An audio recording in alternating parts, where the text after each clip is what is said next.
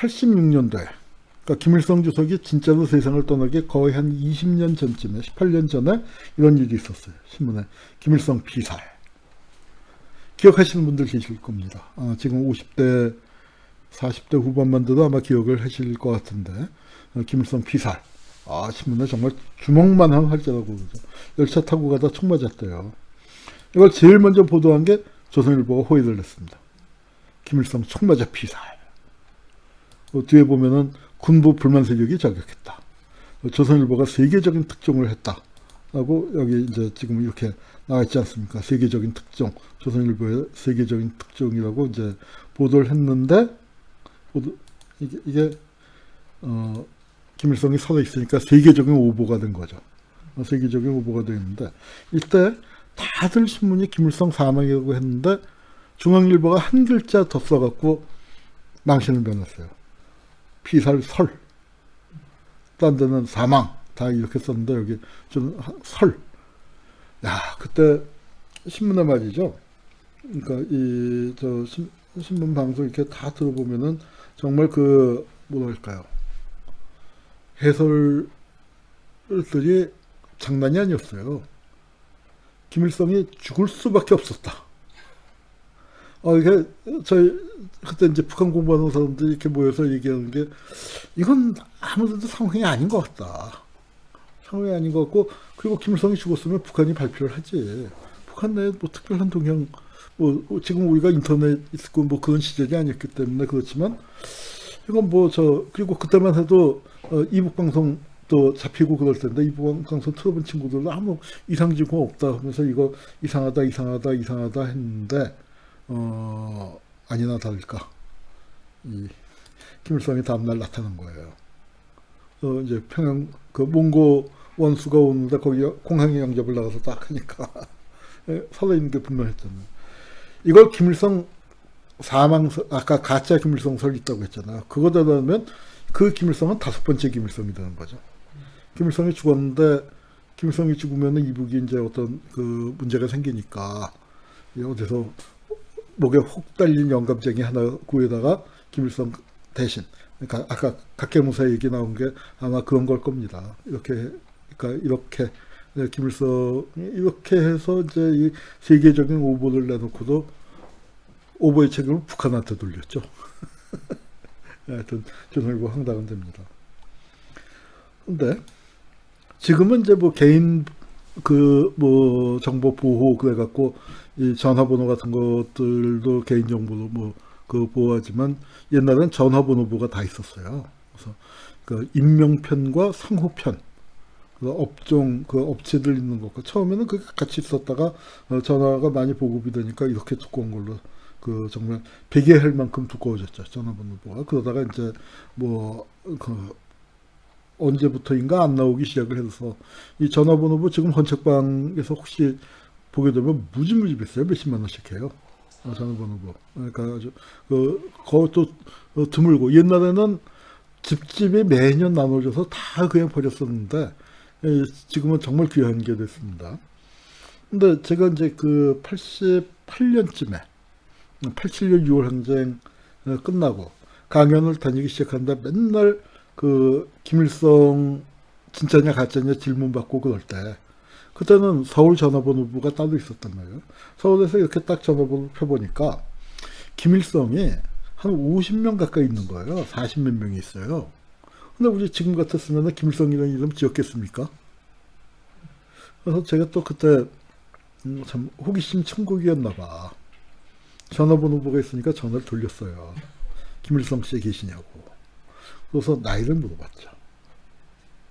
난 이제 김일성 연구하는 사람인데 하면서 나이를 물어봤는데 진짜로 그때 제 기억에 87년이었으니까 45살 한 50살 40대 후반이 제일 많았어요.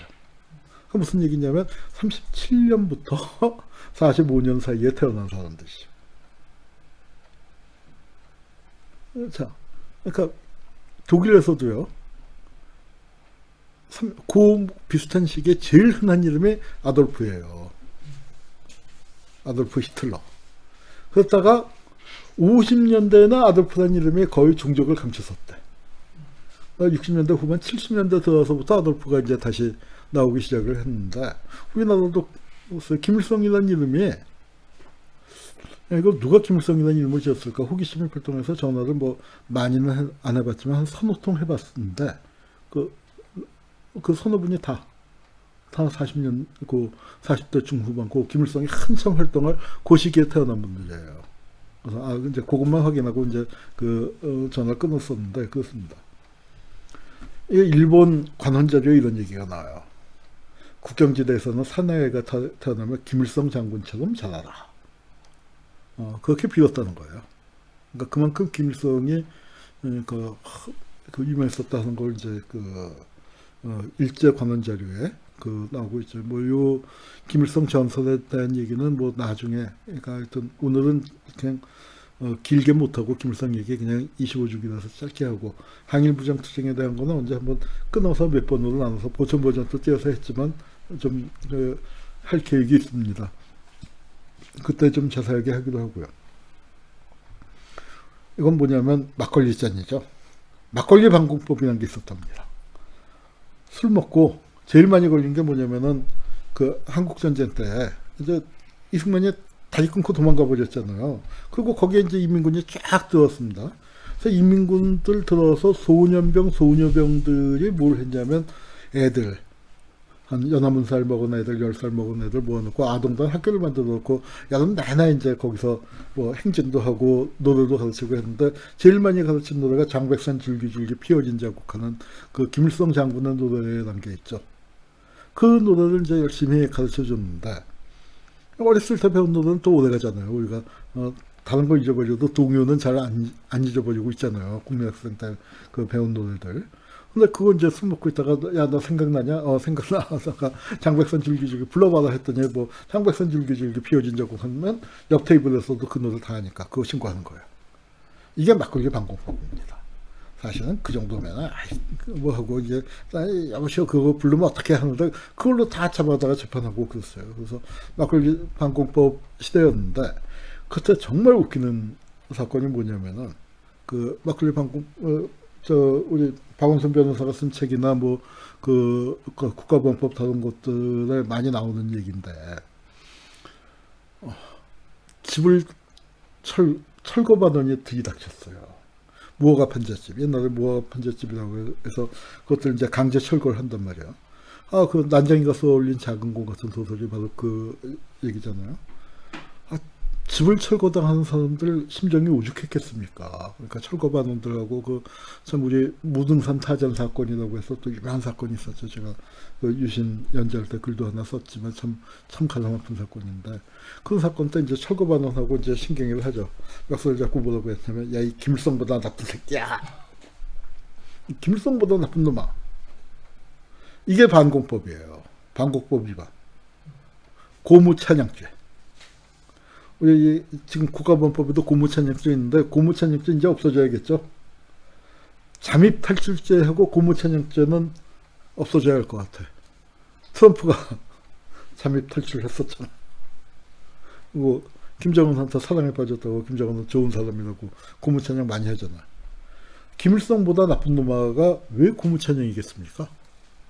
김일성은 세상에서 제일 나쁜 놈이어야 하는데, 공문을 집행하는 철거반원에게 김일성보다 나쁜 놈이라고 얘기함으로써 김일성을 세상에서 두 번째로 나쁜 놈을 만들어줬다 이거예요. 그게 고무찬양이야. 우리 성문종합영어, 옛날엔 정통종합영어라고 불렀었는데, 거기 보면은 문법에 이런 거 나오죠. 비교법과 최상법을 같이 쓸 수 없다. Better than the best, worse than the worst. 이런 건 이제 문법적으로 말이 안 된다. 제일 예쁜 놈보다 더 예쁠 수 없다. 그런 논리를 적용한 거예요. 김일성은 이미 세상에서 제일 나쁜 놈인데, 그걸 어떻게 더 나쁜 놈을 만드느냐. 그거를 갖다가, 그 사람을, 신경을 한 사람을 공무집행 방해로 걸었다면은 그런가 보다 하겠어요. 근데 반공법으로 건 거예요, 반공법으로. 그러던 시절이 있었습니다. 김일성 잘못 얘기해서 막걸리 방공법으로 고무천장 걸린 사람도 있었고요. 서민호라는 정치인이 있었어요. 이분이 혁신계라고 하지만 사실은 굉장히 반공이에요. 옛날에 워낙 좀 진보적인 것 세력이 다 없어지다 보니까 이제 서민호 선생 정도면은 그 혁신계처럼 됐는데, 이분이 뭘로 징역 2년을 받았냐? 이겁니다, 이거요. 여기 이제 빨갛게 표시를 해놨는데, 자기가 집권하면 김일성을 만나겠다. 이게 반공법 위반인 거예요. 그래서 징역 2년을 선고받았습니다. 또 만약 여러 번 국회의원에 당선됐고, 그래도 군소정당이지만 대통령 후보까지 나왔던 사람인데, 대통령 후보로서 내가 집권하면은 김일성 만나서 면담해서 통일에 대해서 협의하겠다 그렇게 얘기했는데, 뭐냐면 북한은 그냥 타도해야 할 탱크를 밀고 와서 밟아버리 할 건데 무슨 면담이야. 이러는 시절이었습니다. 언제까지 갔을까요? 여러분, 김영삼 의원, 신민당의 총재였던 김영삼이 제명을 당한 게 김일성 만날 용의가 있다. 그렇게 얘기했다가 제명당한 거예요. 이게 유신 말기 이제 박정희 죽기 며칠 전이고 이렇게 무리하다가 박정희가 총에 맞아 죽은 거죠.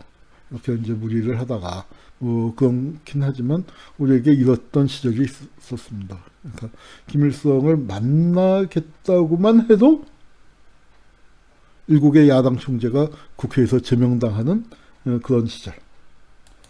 자, 우리가 이제 늘 하던 얘기가 북한 괴뢰예요. 괴뢰라는 게 뭡니까? 꼭두각시란 말이에요. 북괴. 어떤 국어학자가 이렇게 얘기했습니다. 북쪽은 남조선 괴뢰도당이라고 그러죠. 우리는 또 북한 괴뢰라고 하죠.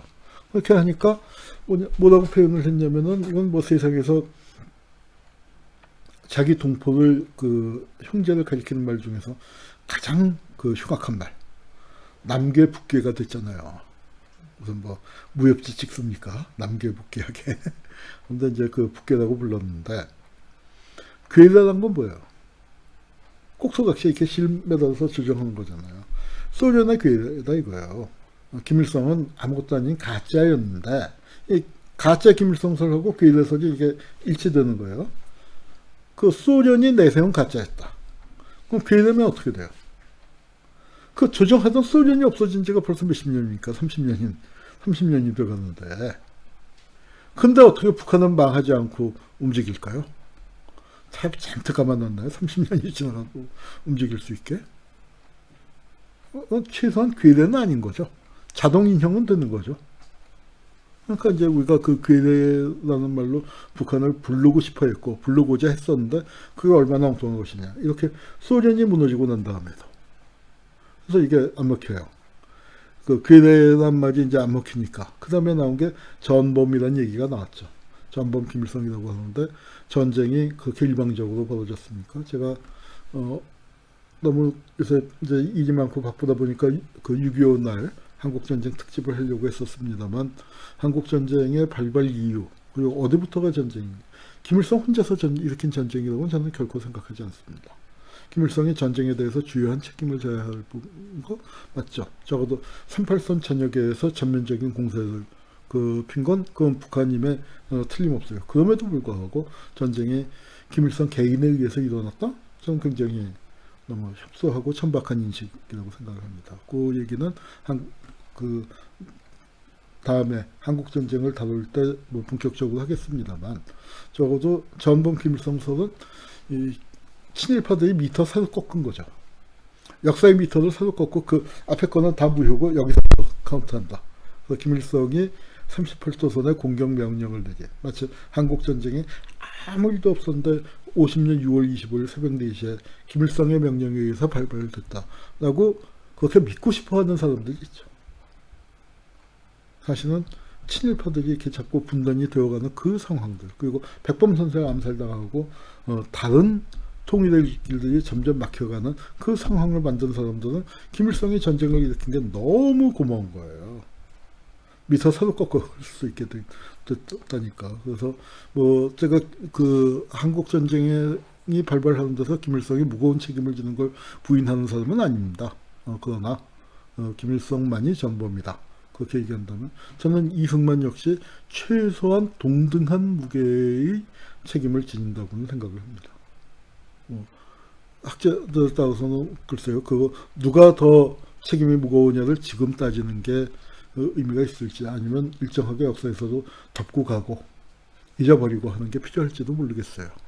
남과 북에서 지금 서로 전쟁 책임을 그걸 따지는 게 과연 현명한 일인지, 미국과 남북이 이렇게 화해를 하는 마당에 그런 부분들은 일정하게 묻어두는 게 지금으로서는 오히려 필요한 부분이 아닌가.